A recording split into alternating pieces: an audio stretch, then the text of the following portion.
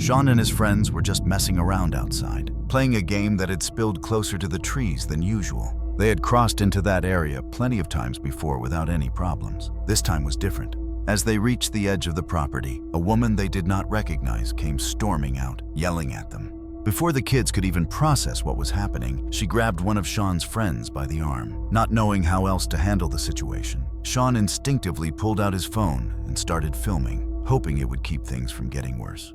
You're not supposed to be here, okay? This is their backyard. No, it's not. This is my yard. The rocks separate the properties. Yeah, but you're not in the rocks, were you? Were you? We were on them. No, you weren't. Guys, private property. Private property, so please. I will, come on. No. What are you doing? What do you mean no? You want me to fight you? Nancy. Nancy. Nancy. Nancy. We're leaving right now. Come on, Ryan. He's not leaving. Come on. What are you talking about? What's going on? They're playing hunt. 2 doors down. No, but this is considered the No, it isn't. boundaries. No, it What are you isn't. talking about? Boundaries. The We're boundaries. just cutting through because it's a shortcut. It's not a shortcut. How do I know you're not breaking into that home? I'm not gonna break in them. These people are wicked nice. Oh, See, that guy's right there. Right. How do I know you're not breaking into their house? We're not. How do I know? Why? I Why wouldn't. are you up here? Because my friends were back here and we chased them. Do not. Where are you? Where are you from? Come. How far down? Where are you from? Come. No. You want to start? I didn't do anything. You did. You trespassed on my property, and you know that. I was on the rocks. The rock is my property, honey. And No, it's not. There was nothing the kids did that justified that level of hostility. They were not breaking anything or causing trouble. They were just playing. What made the situation worse was that many people later questioned whether the woman and the man even had any right to be there at all. Some believe the property may not have belonged to them, which adds another layer of concern. As the encounter continued, the woman did not back off. She kept closing the distance, becoming more intimidating, and at one point she singled Sean out, gesturing for him to come toward her. That moment is especially disturbing because there was no reason for a child to approach an angry stranger. When Sean said they were leaving, her response made everything feel wrong. She tried to stop them. An adult preventing a child from walking away is a serious red flag. Thankfully, Sean trusted his instincts. He stayed back, kept recording, and did not do what she demanded. Eventually, all of the kids managed to get away safely. Even now, there are no clear answers about who those people were or why they acted that way, which is what makes the entire encounter so unsettling.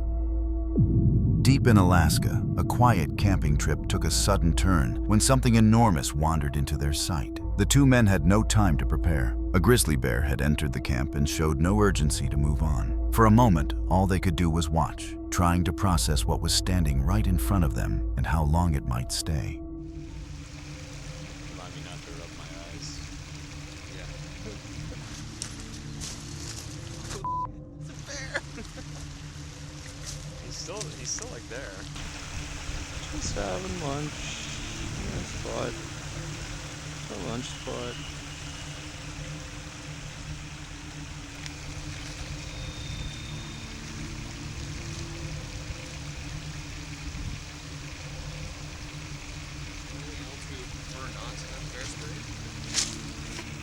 I don't think so. The bear was not charging or showing obvious aggression. Instead, it acted more like it was inspecting the place, slowly moving through the campsite and checking out their equipment. Still, curiosity at that size is not comforting. Each step it took closer erased any sense of safety they had.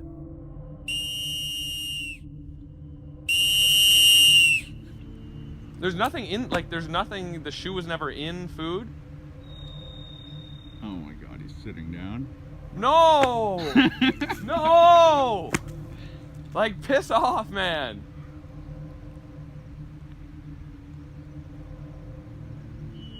Why the shoe?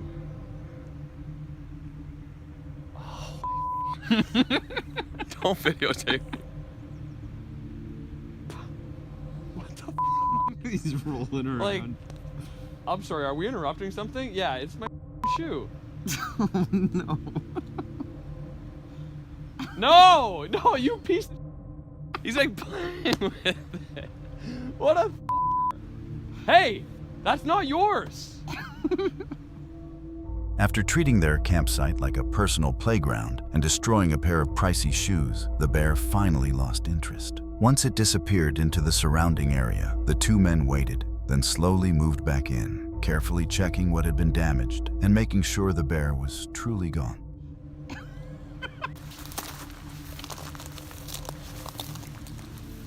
How is it? The sandal is fine, Sandal's I think. fine. There is a tooth mark in it though.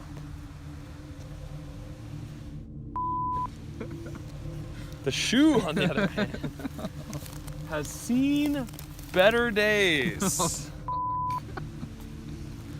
It's a bear shoe. There appears to be teeth tears in it there. Big chunk out of the heel. He liked the rubber, I guess. And the stringy part where he was kind of throwing it around by. Yeah. Yeah. Thanks a lot, bear. We got some souvenir chunks left over. Here you go. You can have one. Oh, thank you. Take that home with you. It's very kind. Don't spend it all in one place.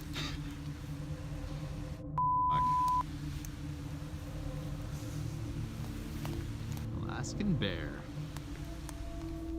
Being that exposed to an animal like that is about as risky as it gets. One wrong move, and the situation could have flipped instantly. The size alone tells you everything you need to know. If that bear had shown even a hint of aggression, there would have been no way to respond or defend themselves. What happened ended in the best possible way, with damaged gear instead of someone getting hurt. But moments like this underline a hard truth. Calm encounters are the exception, not the rule. Relying on luck around wildlife like that is dangerous. And next time, preparation could be the difference between a close call and something far worse.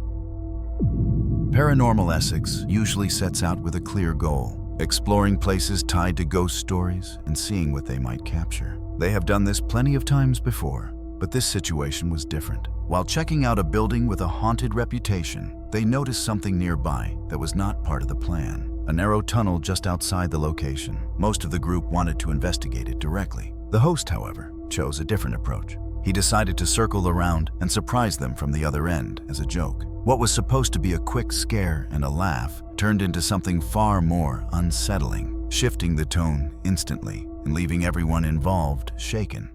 So we're going to quickly scare Ryan. It's going to be so funny. Watch. Stay with us.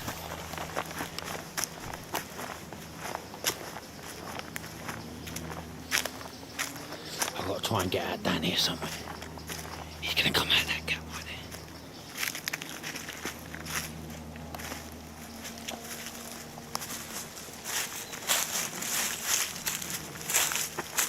Try not to make so much noise.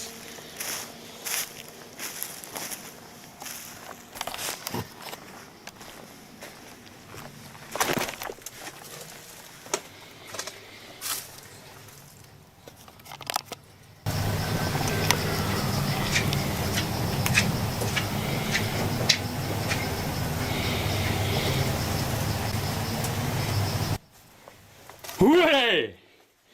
Where'd he go? What? Ryan? Ryan? F*** off. No way.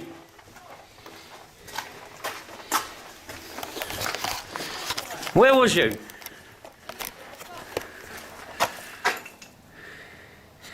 No f***ing way. I'll just come over the hedge of that.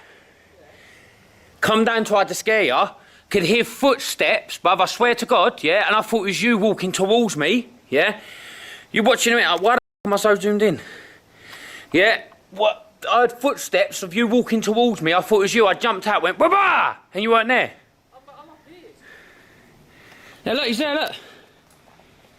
There, in the drive. Bruv, I swear to God, mate. Yeah. So I've got to the steps, it's recording. I don't know how to play it back, we'll have to watch it, right? Yeah.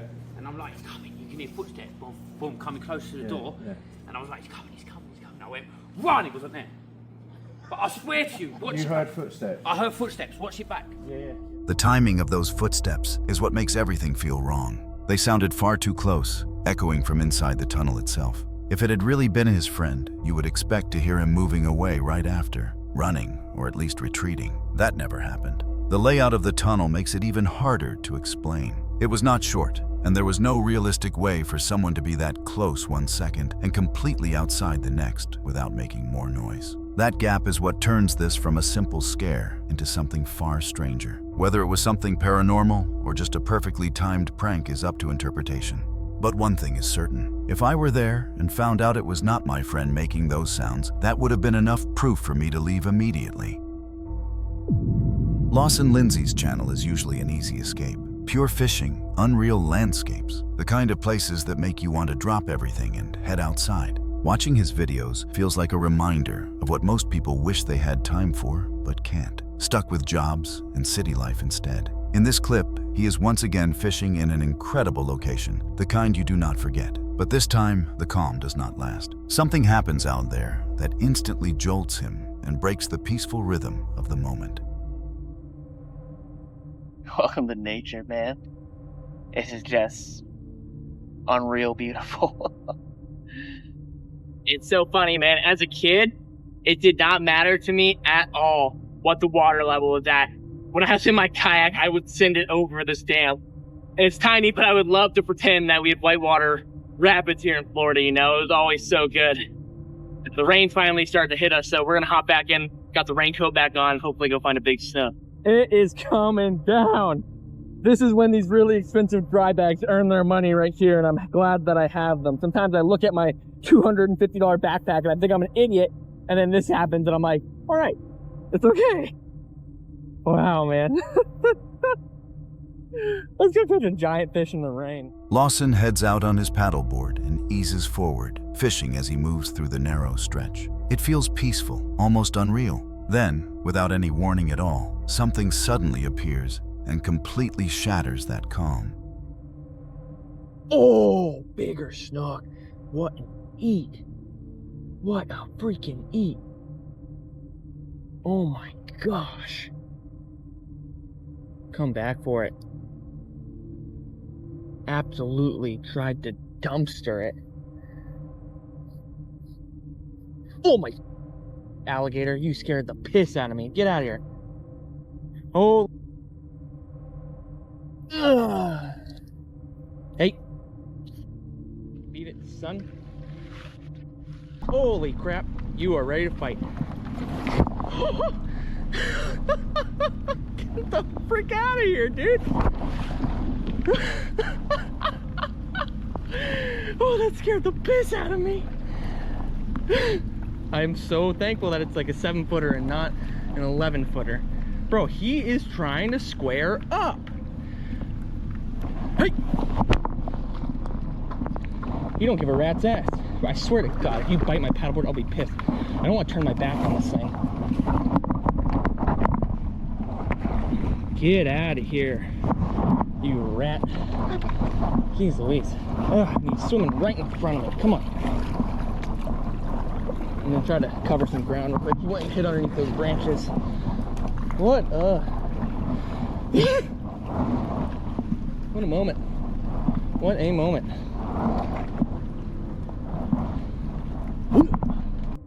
Oh, I get your legs shaking and heart pumping. Honestly, I'd be happier to be in any vessel other than a paddleboard to be dealing with that thing.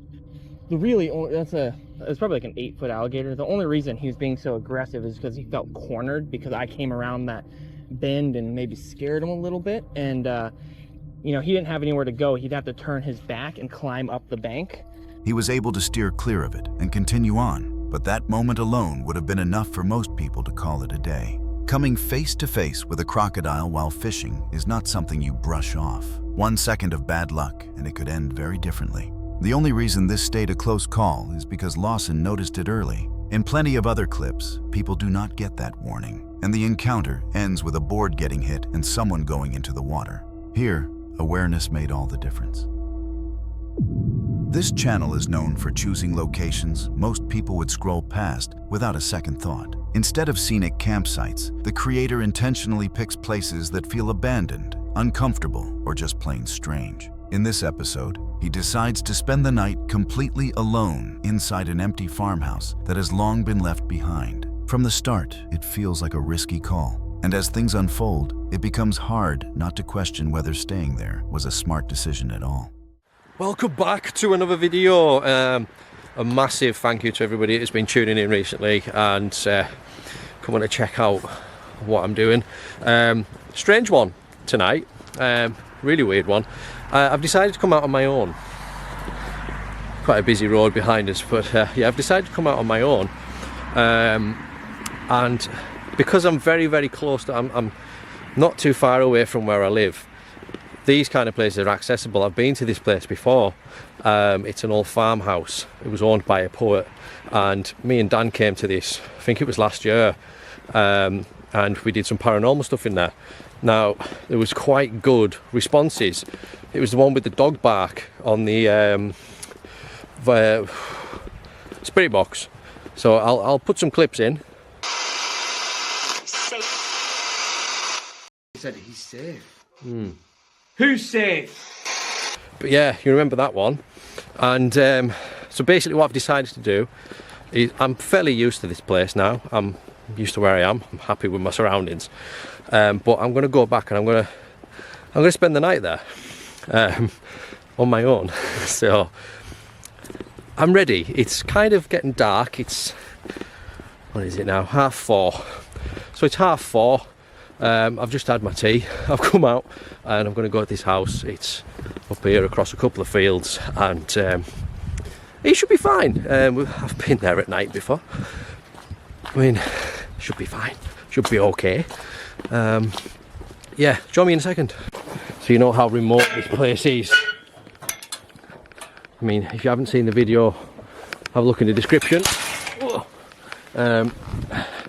At the last time I was here, it is really in the middle of nowhere. There's the odd building there. Straight across here, this field is where the house is. It is literally in the middle of nowhere. After finally reaching the location, the reality of it really set in. The place looked abandoned in the worst way. Dark, run down, and unsettling before he even stepped inside. It was the kind of building that immediately makes your instincts tell you to turn around and leave, not walk in and spend the night. Yeah, I don't think a lot's changed, to be quite honest.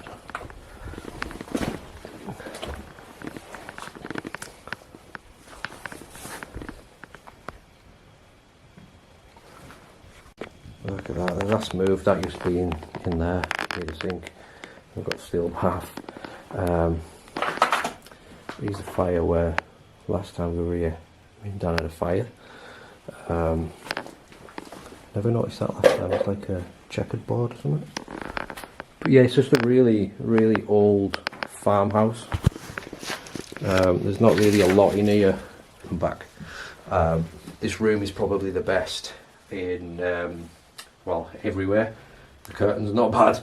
The floor's decent. Still got carpet down. Half the wallpaper's still on. I mean, it's incredible that this house is still standing. It probably won't be for in a couple of years. It'll probably be gone. But there's the bed. And you can see how horrible that mattress is, and you can probably guess that how long ago that was slept in. It's not nice. It is not nice. Upstairs, he comes across a rusted metal bed frame and decides that is where he will stay. He rolls out his sleeping bag, makes a quick setup, and commits to spending the night in that room, even though the place feels anything but inviting. So there's my sleeping bag. That's all set up. That is literally what I've got. This is literally my setup. It's completely unplanned, but yeah, I wanted to do it. So probably if I ever do this next time, or if I do it again or whatever, I'll probably bring more stuff. Oh man, this is mental. I haven't heard anything, so I think I'm far enough away from. If there's no cars, there should be no farms. Should be no people. I should be fine. So I'm going to get my stuff out of here. Once he had his sleeping setup finished on that bed, he did not stick around up there for long. Instead, he headed back downstairs, deciding to look around the rest of the farmhouse and see what else the place was hiding. Yeah, it's the wind. So I don't know if you can hear that. It is really windy outside. Thankfully, I've got the only room with a working window. What's that noise? think paranoia. When I get quiet, I go quiet. You start to hear things, and I think it's like the paranoia, like the wonder of being on my own, and like every little noise is like, damn, what's that? Like, what is that? Like, make sure there's no noises and stuff. So this is, well, I think we'll go to the kitchen and maybe dining room area. Very windy outside. I keep getting spooked by the wind. I thought that was a pillow. That's concrete. Sink. Last time I was here, you're not going to believe this, right? But I'll show you this. Last time I was here, this works. Or it did.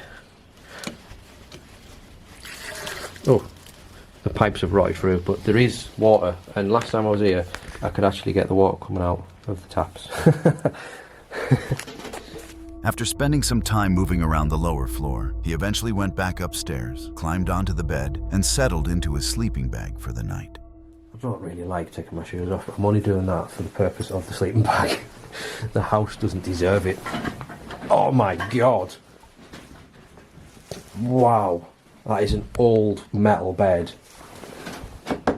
Look at that, oh, there's a sticker there, look. Would you sleep in this bed in this house? Yes or no, hit the comments.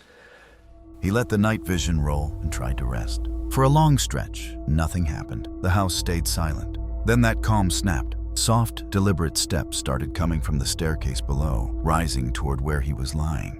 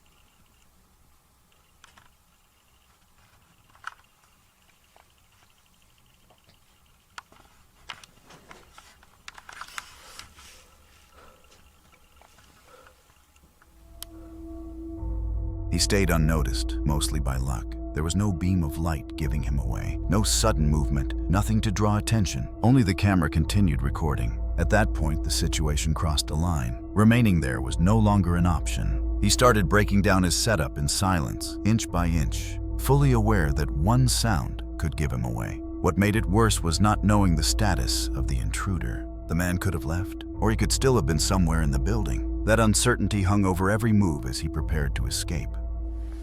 I think it's safe now anyway. But I'm sure I saw someone's feet. I definitely heard something. I'm pretty sure I haven't left anything.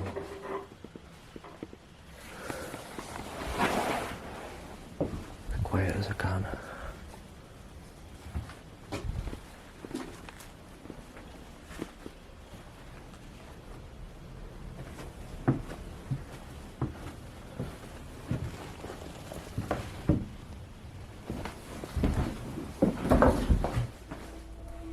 In the end, the footsteps faded and the house went quiet again, giving him the chance to leave without being spotted. But the situation raises more questions than answers. Why was someone else there in the first place? It could have been the owner checking on the property after noticing something out of place. It could just as easily have been another person drawn to abandoned locations after dark. Either explanation is possible. What really sticks with you, though, is the uncertainty. If that man had looked in the right direction or stayed a little longer, the outcome could have been very different. That unanswered what if is the most unsettling part of the entire night. That's all for today. Make sure to subscribe and hit the notification bell so you don't miss the next video. Don't forget to leave a comment with your favorite encounter. And as always, thanks for watching and stay safe out there.